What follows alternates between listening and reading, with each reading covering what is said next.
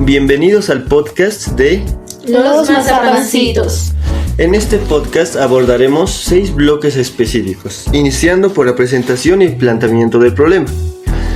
En este espacio de reflexión académica, el día de hoy nos hemos reunido para abordar una pregunta que, aunque abstracta, define el rumbo de nuestras sociedades. ¿Qué significa educar y para qué? Para ello hemos elegido el tema titulado Comparación crítica de las propuestas educativas de Rousseau, Makarenko y Nietzsche y la vigencia de la educación actual. A lo largo de los próximos minutos no solo describiremos sus ideas, sino que las confrontaremos entre sí y, más importante aún, las haremos chocar con la realidad educativa boliviana. Me acompañan 4 especialistas: Rosario, experta en teoría naturalista; Natalie, especialista en pedagogía colectivista; Belén, conocedora del pensamiento trágico de Nietzsche; y Sara, nuestra analista del contexto nacional. Comencemos por lo elemental. Rosario, ¿qué entendemos por filosofía de la educación y por qué es indispensable para analizar estos autores? Muy bien, David. La filosofía de la educación es la rama del saber, que se pregunta por el sentido último del acto educativo. No se conforma con técnicas o metodologías. Indaga por la naturaleza del ser humano, por los valores que deben orientar su formación y por la relación entre el individuo y la sociedad. Su origen se remonta al paso del conocimiento prefilosófico, basado en el mito y la tradición, hacia el logos, es decir, la razón argumentativa. De allí derivan ramas como la epistemología, que estudia el conocimiento, y la axiología, que estudia los valores. Sin estas herramientas, la educación se reduce a adiestramiento. Precisamente esa distinción la que nos permite entender por qué autores tan distantes históricamente siguen siendo discutidos, como Rousseau, Makarenko y Nietzsche. Nos ofrece recetas, ofrecen diagnóstico sobre el hombre y su tiempo. Pero, como bien señala Rosario, la filosofía no es un ornamento. En Bolivia, por ejemplo, Lavelino Signani, Elizardo Pérez declara principios filosóficos, pero muchas veces esos principios no se traducen en prácticas de aula. Ahí la filosofía se vuelve urgente. Permítanme matizar. La filosofía no solo es urgente, es incómoda, porque nos obliga a preguntarnos si nuestros fines educativos son realmente nuestros o son imposiciones del Estado o del mercado. Nietzsche diría que la educación contemporánea, incluida la boliviana, adolece de un exceso de domesticación y una ausencia de exigencia. Eso es lo que vamos a desmenuzar hoy. Desde el análisis contextual voy a estar atenta a que no nos perdamos en abstracciones. Cada teoría tiene que responder a una pregunta concreta. ¿Qué solución o qué crítica le ofrece al estudiante boliviano de hoy, con sus limitaciones de infraestructura, su diversidad cultural y sus bajos índices de comprensión lectora? Esa es nuestra brújula. Hemos establecido el marco. Pasemos ahora con el primer autor. Iniciando con el bloque 2, Rousseau, educación negativa y naturaleza. Rosario, desarrolla la propuesta de Jean-Jacques Rousseau. ¿Cuál es su diagnóstico y cuáles son los fines y medios que propone? Muy bien, Rousseau publica Emilio en 1762, en plena Ilustración. Su diagnóstico es radical. El hombre nace bueno y es la sociedad quien lo corrompe. Por lo tanto, la educación debe ser negativa, es decir, no intervenir con imposiciones dogmáticas, sino proteger al niño de los vicios sociales y permitir que su desarrollo siga el curso natural. Los medios son la experiencia sensorial directa, el contacto con la naturaleza y el aprendizaje por descubrimiento, no por libros ni castigos. El fin es formar a un hombre libre, autónomo, capaz de juzgar por sí mismo y no un ciudadano útil para el Estado. Que intervenir, Rosario. Ese planteamiento es hermoso en teoría, pero ¿es viable? Rousseau piensa en un tutor privado para un solo niño. En una aula boliviana con 40 estudiantes, la educación negativa es inviable. Además, subestima la necesidad de transmisión cultural acumulada. Un niño que solo aprende de su experiencia no accede a la ciencia ni a la complejidad de la vida social. ¿No es acaso una pedagogía de ricos?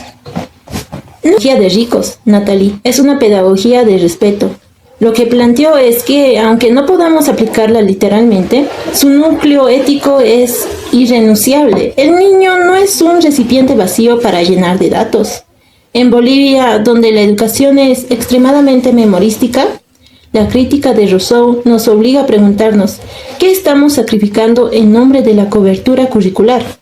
La ansiedad infantil, la falta de motivación, son síntomas de que hemos ignorado los signos naturales del aprendizaje.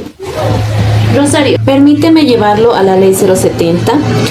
La ley boliviana incorpora el respeto a la madre tierra y el vivir bien, que tienen un eco rousseauiano. Sin embargo, en la práctica, el currículo está sobrecargado de contenidos y los docentes no tienen tiempo para observar el desarrollo individual de sus estudiantes. La vigencia de Rousseau en Bolivia está en su función crítica, no en su aplicación directa.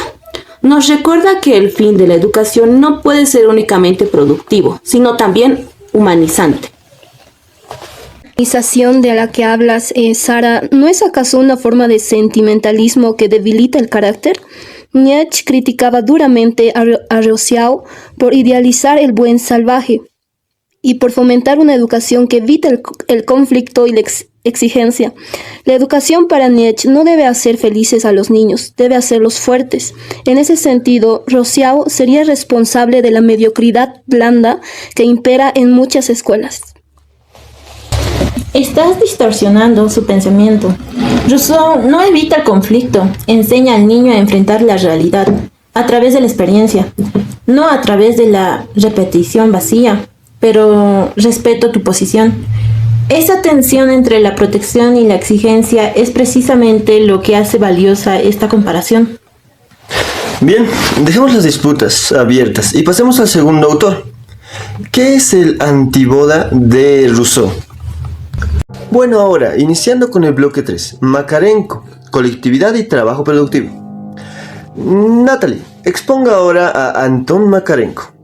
¿En qué consiste su propuesta y cuáles son sus fines y medios?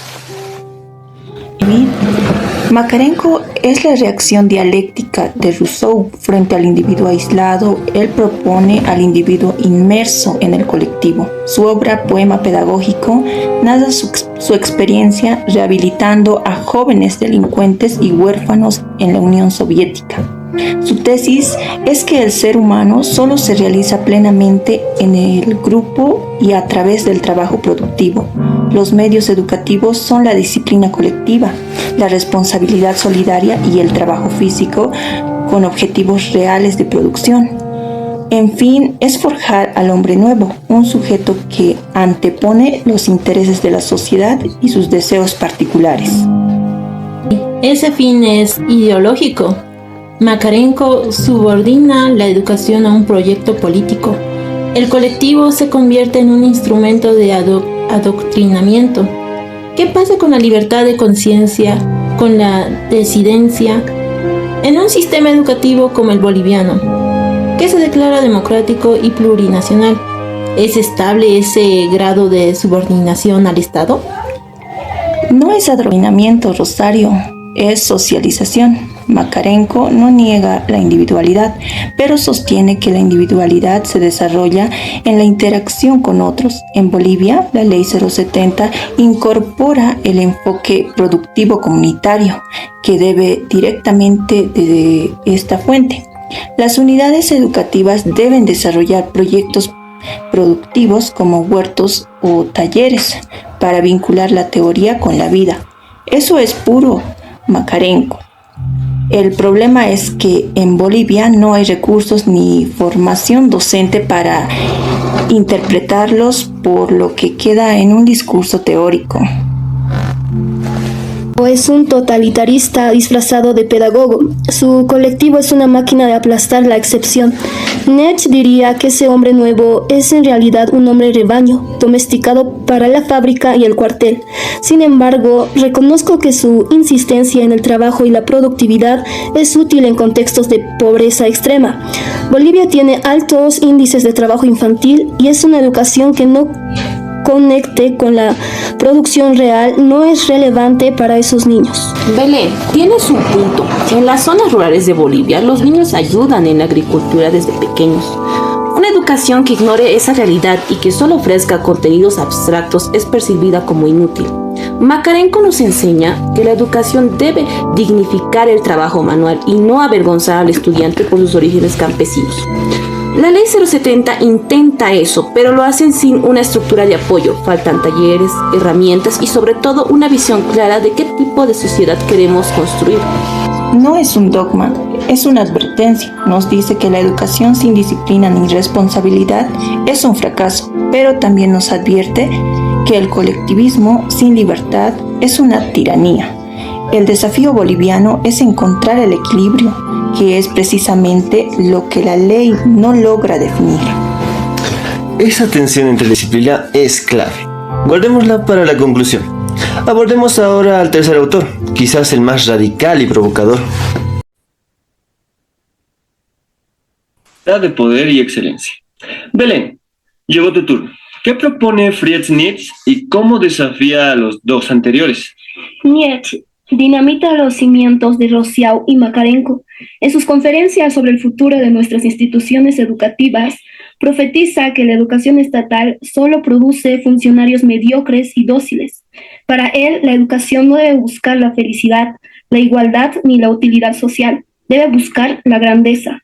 Su concepto central, la voluntad de poder, no es una cuestión política, sino existencial. La vida es despliegue, superación y lucha. El fin de la educación es forjar un Übermensch, el superhombre capaz de crear sus propios valores más allá del bien y del mal. Los medios son el arte, la música y la filosofía, pero entendidos como disciplinas de forjar el conocimiento, el carácter, entretenimiento. Belén, esa propuesta es éticamente repudiable, desprecia a las masas y justifica la desigualdad. Si aplicamos a Nietzsche en Bolivia, terminaríamos consagrando la ley del más fuerte, abandonando a los más vulnerables. La educación pública tiene la obligación de incluir, no de seleccionar a unos pocos genios. Rosario, tu crítica es predecible y sentimental. La educación no es caridad, la educación es exigencia. En Bolivia, el discurso de la inclusión ha servido para ocultar la falta de estándares. Los resultados del ERCE muestran que los estudiantes bolivianos están muy por debajo del promedio regional. ¿Y cuál ha sido la respuesta? Bajar la exigencia, aprobar por aprobar. Eso no es inclusión, es abandono. Nietzsche nos obliga a preguntar, ¿qué hacemos con el talento? ¿Los nivelamos hacia abajo en nombre de la equidad? Belén, no puedes ignorar las condiciones materiales. Un niño que no desayunó no puede rendir como un niño de clase alta. La excelencia sin justicia social es una coartada para el privilegio.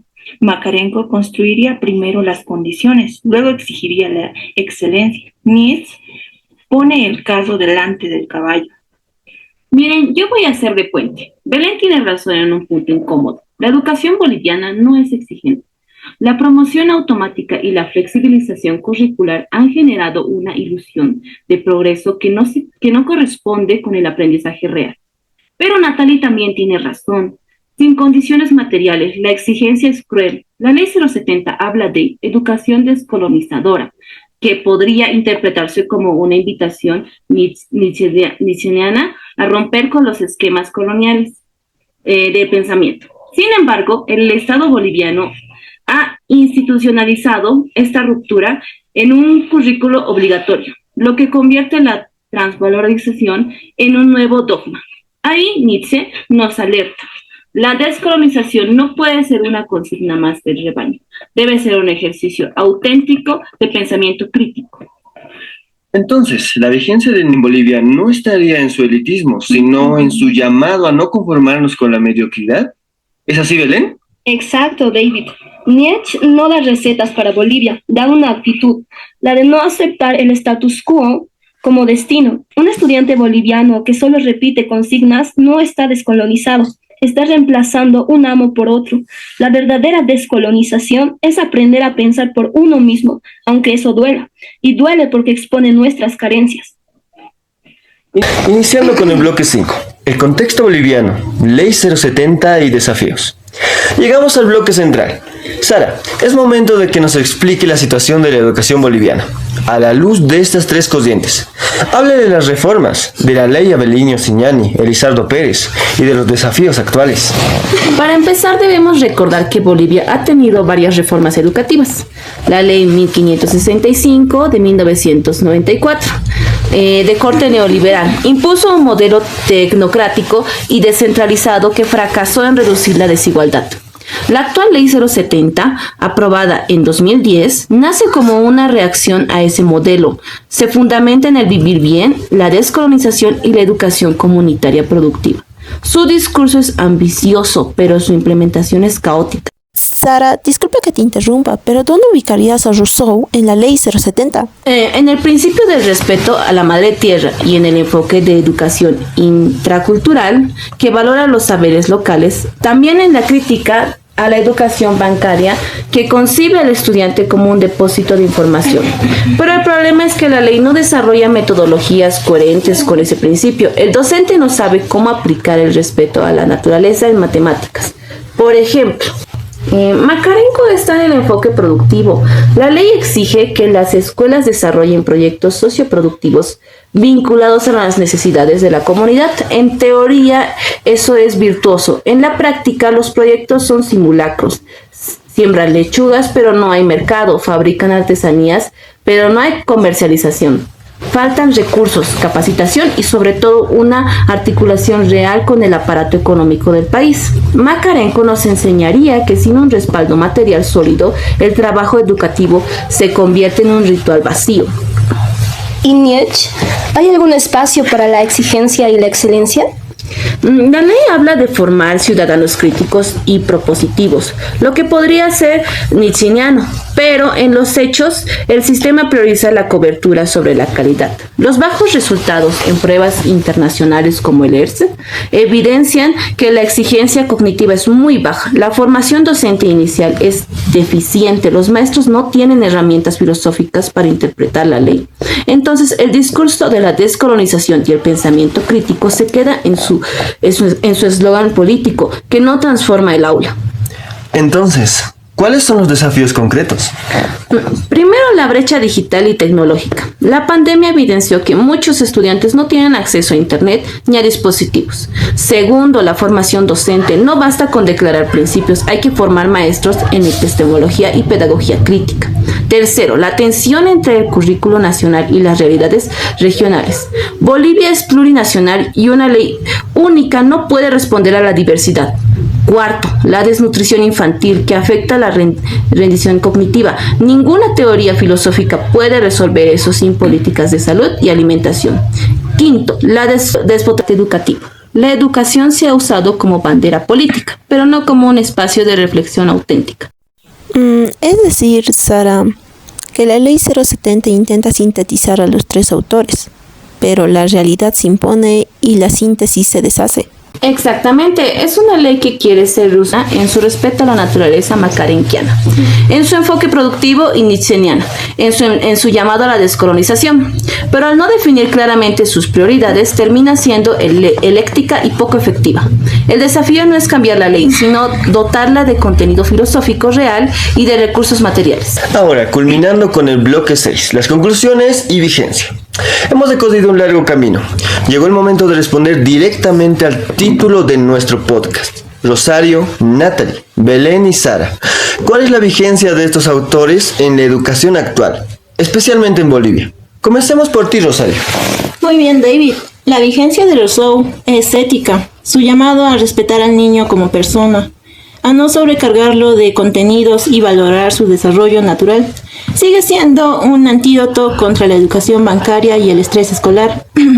En Bolivia, su vigencia está en la educación inicial y en las pedagogías activas, aunque aún no son minoría. Nos recuerda que el fin de la educación no es el mercado, sino la plenitud humana. La vigencia de Makarenko es material. En un país con altos índices de pobreza y trabajo informal, la educación debe conectar con la producción y el trabajo digno. Su enfoque colectivista también nos enseña que la responsabilidad compartida es clave en sociedades comunitarias como las andinas. Sin embargo, hay que depurar su autoritarismo. Su vigencia está en la educación técnica y en los proyectos productivos escolares, siempre que se ejecuten con seriedad. La exigencia de Nietzsche impide conformarnos con la mediocridad. En Bolivia, su vigencia está en la necesidad de elevar los estándares académicos y de formar pensadores autónomos que no repitan consignas, pero hay que despojarlo de su elitismo y combinarlo con la justicia social. Su llamado a la transvaloración puede ser útil para descolonizar el pensamiento, siempre que ese proceso sea genuino y no una imposición estatal. Y yo, como analista, sostengo que la vigencia de los tres es heurística. No son manuales, son herramientas para preguntarnos por el sentido de nuestra práctica educativa. La Ley 070 los ha incorporado de manera crítica, lo que ha generado contradicciones. La verdadera lección es que la filosofía de la educación en Bolivia no puede ser un collage de autores europeos. Debemos construir nuestra propia reflexión a partir de nuestras necesidades y nuestra historia. Pero para ello necesitamos docentes formados filosóficamente y políticas públicas que prioricen la calidad sin descuidar la equidad. Concluyamos. Hemos confrontado al naturalista, al colectivista y al vitalista. Ninguno se aplica tal cual.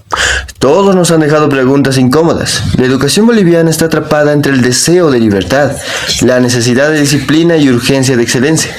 Nuestro deber como estudiantes y futuros educadores es no resolver esa tensión mediante decretos, sino asumirla como un campo de debate permanente. La filosofía no da respuestas definitivas, da claridad para formular las preguntas concretas. Agradecemos a nuestros penalistas por este diálogo y a nuestra audiencia por acompañarnos. Los invitamos a seguir reflexionando desde sus propias casas. Y así concluimos el podcast de los Mazapancitos.